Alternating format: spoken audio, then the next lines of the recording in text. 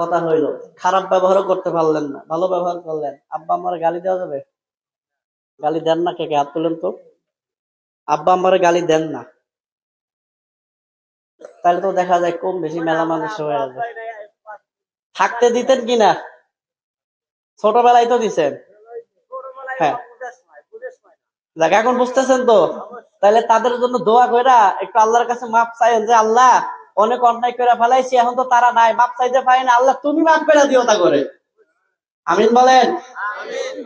মুসলমান ভাইরা আমার, বন্ধুরা আমার, রাসূল আরবি সাল্লাল্লাহু আলাইহি ওয়াসাল্লাম ডাকিয়া বলেন, মিনাল কাবাইরি ইয়াশতুমু রাজুলি আবাহু ওয়ালিদাইহি।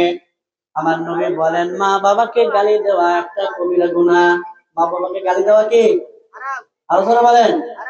আমার নবী ডাক দিয়ে বলেন, মা বাবাকে গালি দেওয়া এটা হলো হারাম, এটা হলো একটা কবিরা গুনাহ। যত কবিরা গুনাহ আছে তার মধ্যে এটা বড় একটা গুনাহ, অনেক খারাপ একটা গুনাহ, একটা মারাত্মক লেভেলের গুনাহ। আমার নবী এই কথা বললেন। কুলনা ইয়া রাসূলুল্লাহ হাল ইয়াশতুমুর রাজুল, ও আল্লাহর নবীজি, ইয়া রাসূলুল্লাহ, কোন মানুষ কি তার মা বাবাকে গালি দিতে পারে? সাহাবায়ে কেরামের সময় সাহাবাদের সামনে আমার নবী যখন এই কথা বলে দেন, সাহাবায়ে কেরাম অবাক হয়ে যায়। তারা বলে, নবী গো, কেউ কি তার মাকে গালি দিতে পারে? কেউ কি তার বাবাকে গালি দিতে পারে? এই কথা যখন আমার নবীর সাহাবারা আমার নবীকে জানায় দেয়, আল্লাহর নবী বলেন, ইয়াসুব্বু আবার রাজুলি ফায়াসুব্বু আবাহু। ও মুসলমান, আমার নবী বলেন, সে যখন তার বাবাকে গালি দিয়েছে, কোন ব্যক্তির বাবাকে গালি দিয়েছে, সেই ব্যক্তি তার বাবাকে গালি দেয়, ঠিক কিনা? আরো জোরে বলেন। আপনি যখন কারোর বাবাকে গালি দিবেন, সে উল্টা আপনার বাবাকে গালি দিবে, কথা বলেন ঠিক কিনা? আরো জোরে বলেন ঠিক কিনা? এইবার কথা হলো, মুসলমান আরেকজনকে বাবাকে গালি দেওয়া এটা জায়েজ নাই, কবিরা গুনাহ। কিন্তু যে সমস্ত মানুষেরা সরাসরি বাবাকে গালি দেয়, তাদের অবস্থা চাইলে কি হবে? নাউজুবিল্লাহ বলেন। বাবাকে গালি দেয় এমন লোক আছে না নাই? আরো জোরে বলেন, আছে না নাই?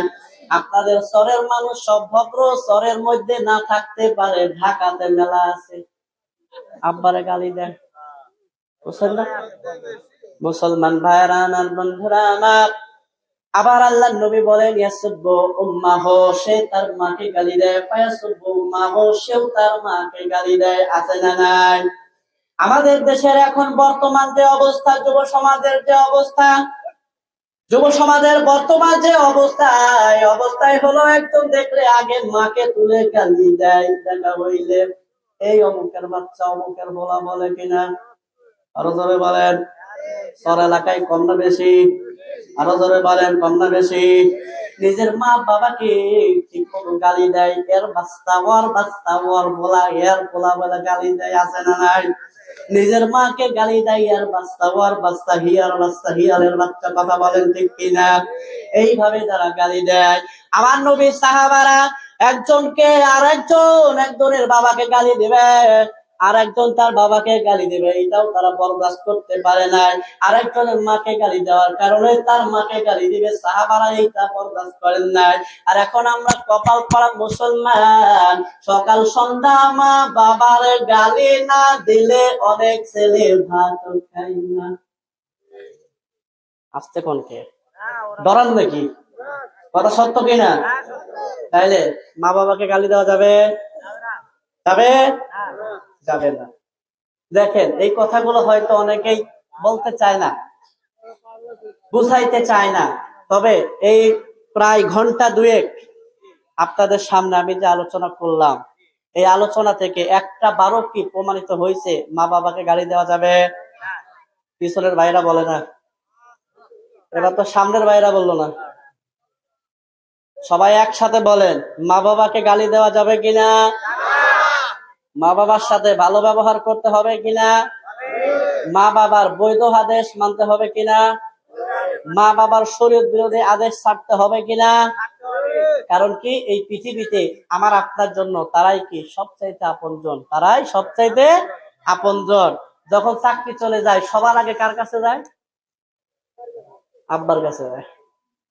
আব্বা, আবার চাকরিটা নাই, আব্বা সবার আগে মার কাছে যায়।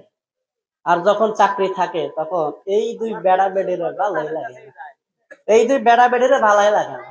নাতিপুতের কাছে হলে বুইরা।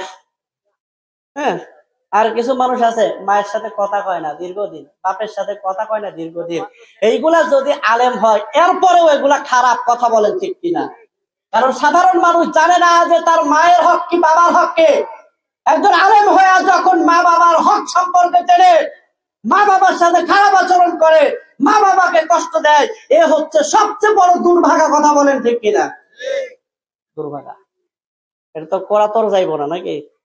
না গালি টালি দেওয়ান যাইব? আম্মার সাথে কথা যদি আপনি বন্ধ রাখেন, আপনার আম্মা খুশি হয়? বাবা ডাক দিয়েছে, আপনি আরেক দিকে তাকায় আছেন, বাবা খুশি হয়নি নাকি বাবা বেজার হয়? আরো জোরে কন।